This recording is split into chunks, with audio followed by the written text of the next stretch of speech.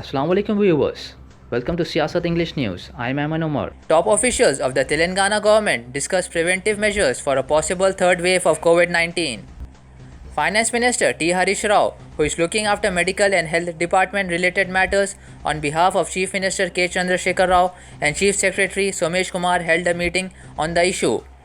This comes a day after the state cabinet directed the officials concerned to be alert in view of reports that there is a possibility of a third wave and asked them to prepare proper action plan.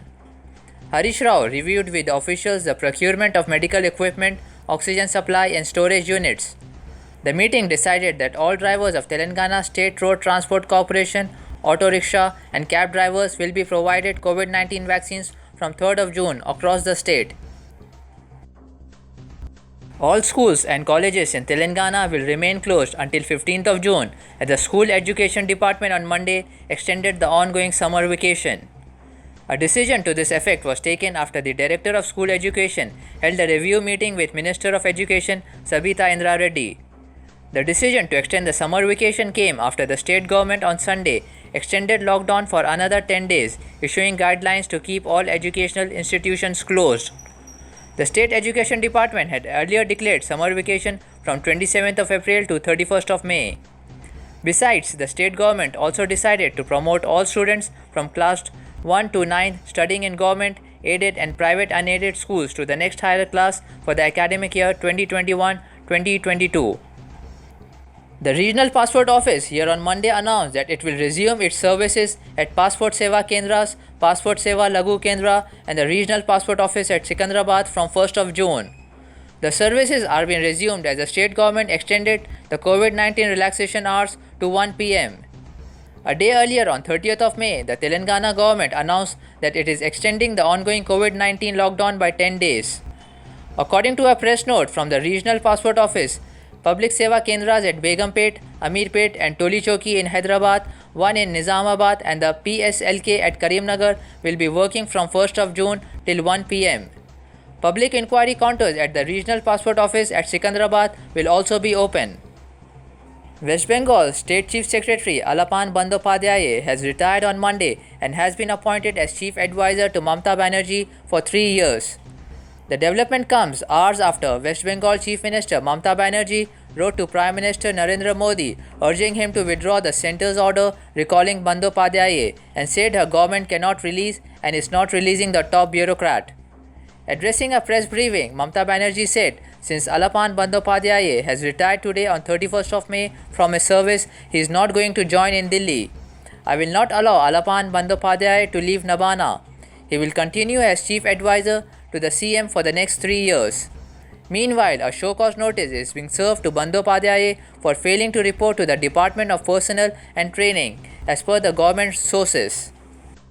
The Supreme Court on Monday posed tough questions before the central government over its COVID-19 vaccine procurement policy, which has left state governments on their own. The top court also expressed concerns on the digital divide regarding vaccine registration. A bench headed by Justice D.Y. Chandrachud and also comprising Justices S. Ravindra Bhatt and L. Nageshwar Rao was hearing a suo motu case related to the supply of essential medicines, vaccines and medical oxygen to coronavirus patients. During the hearing, the Supreme Court referred to the fact that states are in the process of issuing global tenders to procure jabs for COVID-19. It asked the central government why the states were left in the lurch. The Supreme Court said that right now the policy completely excludes the rural areas. In absence of guidelines, there will be ad hoc decisions. Let the policy be amended. You have to have a policy that takes care of new issues so that states are guided, the court added. One of the most popular and controversial reality show, Bigg Boss, is all set to make a comeback on national television with its yet another interesting season. Bigg Boss 14 concluded in February this year, in which Rubina Delaik was announced as a winner. It has been reported that Bigg Boss 15 will start airing from October 2021 if everything goes well. The speculations about the contestants taking part in the show are already surfacing on the internet.